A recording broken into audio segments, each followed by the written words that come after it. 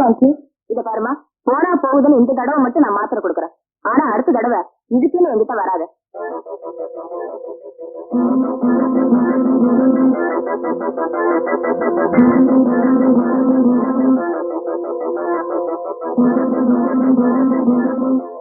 ஆமா, இங்கிட்டு வந்த? அது வந்து கொஞ்சம் ஸ்டமக் பெயினா இருந்துச்சு, டாக்டர் செக்அப் பண்ணிட்டு போலான்னு வந்தேன். வயிற்றுலியா? டாக்டர் இருக்கிறாரு? ஒண்ணு நீங்க இது வேற பொம்பளைக்கு சமாச்சாரம். ஓஹோ, பொம்பளை சமாச்சாரமா? சரி வா, வீட்டுக்கு போறேன். என்னங்க, பாத்திரம் எல்லாம் தேய்க்காம அப்படியே போட்டு வச்சுட்டு வந்துட்டேன். கொஞ்சம் விம் பவுடர் வாங்கிட்டு வந்துருக்கேன். நான் வீட்டுக்கு போறேன். ஓகே வா.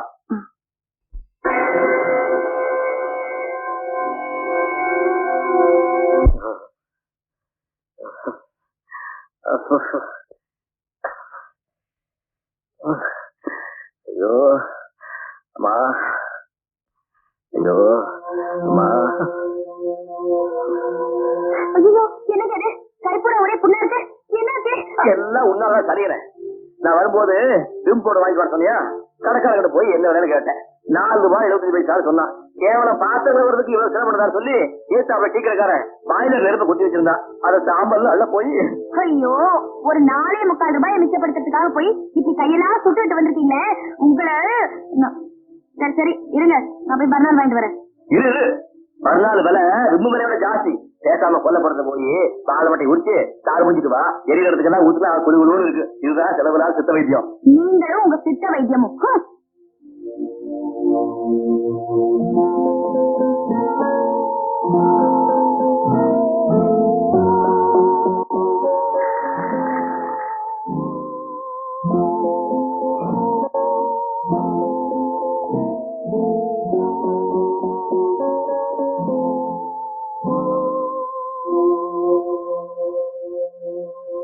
இந்த சாப்பிடுங்க.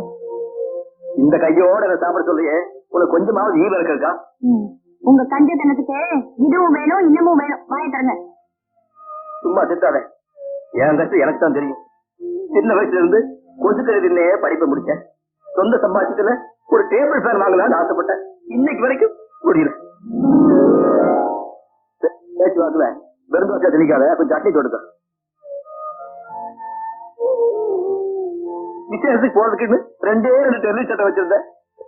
இஸ்திரி போடுறதுக்கு வக்க இல்லாம சொம்புக்குள்ள நெருப்பு போட்டு இஸ்திரி போடுறதுல ஒரு சட்டை உடனே போயிடுச்சு.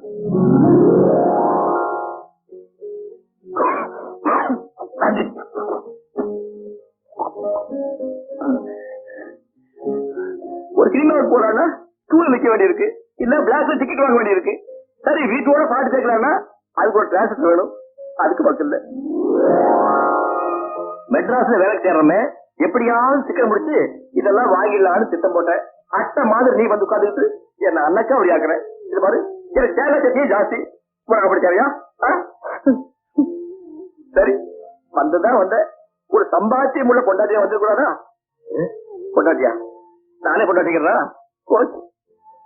சரி, பேசாம படுத்து தூங்குங்க.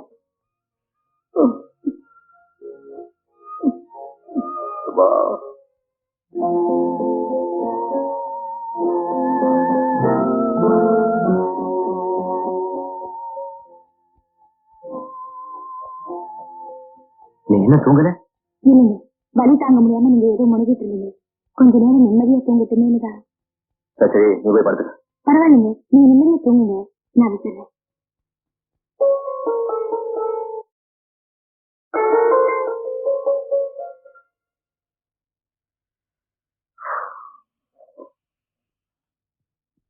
யாரியாது? எழுதுறியா? என்ன மன்னிச்சிரு சாமி, நான் கைவண்டிக்காரன். சுரேஷன் கூட வேலை பாக்குறேன். காலங்காத்தால ஒரு அம்மா கடைக்கு வந்தாங்க. வந்து இந்த டிவி ரேடியோ ஃபேன் வாங்கி இந்த அட்ரஸ் கொடுத்து வர சொன்னாங்க. இத பாருங்க. அம்மா சொன்னேன், கூலி வாங்கிட்டு போலான்னு இருக்குங்க. ஏன்பா கரெக்டா இந்த இடத்துல தான் கொடுத்து அனுப்புறாங்களா? ஆமாங்க, இத பாருங்க. சுமதி சேகர் பாலவிநாயகர் காலனி. ஆமா, இதெல்லாம் காசு கொடுத்தா வாங்கினாங்களா இல்ல கடனுக்கு வாங்கினாங்களா? ஐயே, அந்த கடையில கடனுக்கு கொடுக்க மாட்டாங்க, காசு கொடுத்தாதான் கொடுப்பாங்க. இவ்வளவு சாமான் வாங்குறதுக்கு அவளுக்கு எது பணம்? எனக்கு அப்படியே தெரியும். அட, உன்ன கேட்கலையா? உனக்கு எவ்வளவு கூலி? 5 ரூபாய்ங்க.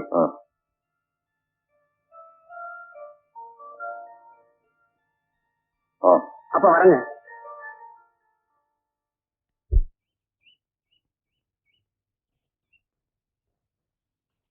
நானும் ஊர் உலகத்துல எத்தனையோ நிலபலத்தை வித்தாவது பொண்டாட்டிக்கு நகை நட்டுன்னு வாங்கி மாட்டான்.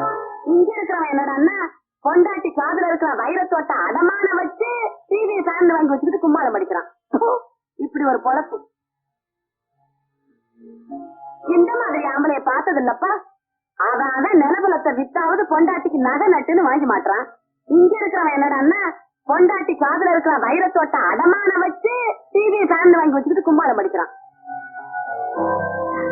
சாரிங்க, நீங்க தூங்கி எழுந்துக்கிறதுக்குள்ள நான் ஷாப்பிங் போயிட்டு வரலான்னு நினைச்சேன். கொஞ்சம் லேட் ஆயிடுச்சு.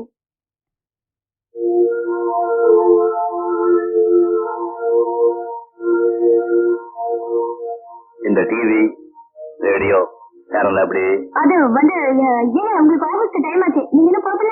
காதல் போட்டு வைரத்தோட தப்பா நினைச்சுக்காதீங்க. நேற்று ராத்திரி நீங்க சின்ன குழந்தை மாதிரி அது வேணும் இது வேணும்னு ஏக்கத்தோட கேட்டப்போ என் மனசுக்கு ரொம்ப கஷ்டமா இருந்துச்சு. அதனால என் வைரத்தோட செயின் இதெல்லாம் அடமான வச்சேன். சுமதி, உன் மனசு எப்படிப்பட்டதுன்னு இப்பதான் நான் புரிஞ்சுக்கிட்டேன். நீ சொல்றதெல்லாம் கேட்டா சுமதிக்கு உன் மேல ஒரு அஃபெக்ஷன் இருக்குதுன்னு புரியுது. சுமதிக்கு நான் தாலி கட்டலாம், ஆனா அவனை கொண்டாச்சி ஆயிட மாட்டாளாங்கிற ஆசை எனக்கே வந்துடுச்சு. அவசரப்படாதரா, நல்ல பொண்ணா இருக்கலாம், ஆனா பொண்டாட்டி அளவுக்கு நல்ல பொண்ணான்னு ஒரு டெஸ்ட் பண்ணி பார்க்க வேண்டாமா?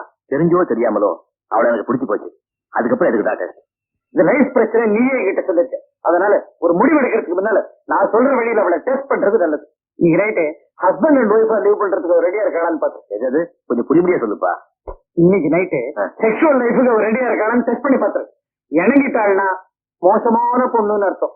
முடியாதுன்னு சொல்லிட்டாள்னா அவள மாதிரி நல்ல பொண்ணு கிடையாது, கல்யாணம் பண்ணிக்க வேண்டியதுதான் அர்த்தம். என்ன சொல்ற?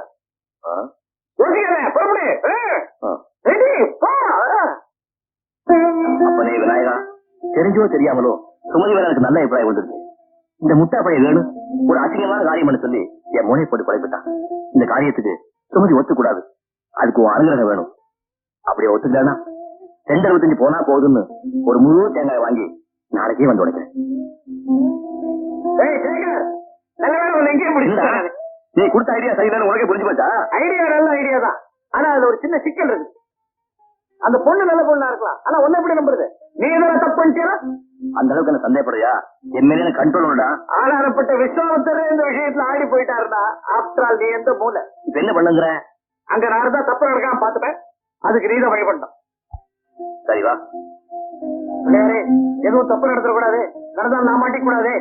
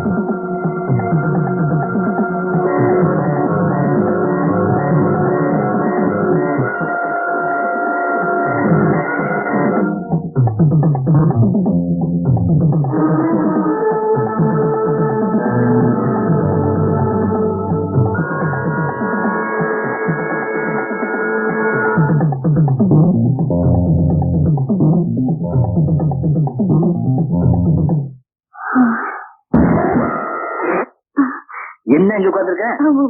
ஒண்ணு இல்லைங்க, ஒண்ணு இல்ல. நீ உட்கார்ந்துக்கிறத பார்த்தா யாருக்கோ எதுக்கோ பயந்துட்டு வந்து உட்கார்ந்துருக்க மாதிரி இருக்கு. இல்லைங்க, எனக்கு நாய் கண்டா ஒரே பயமா.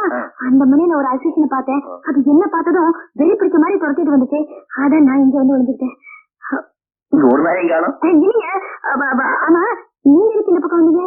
இல்ல, நேத்து நீ காதுல கழுத்துல கையில போட்டு நகட்டெல்லாம் வச்சு டிவி ரேடியோ ஃபேன் எல்லாம் வாங்கிட்டு வந்துட்டேன்.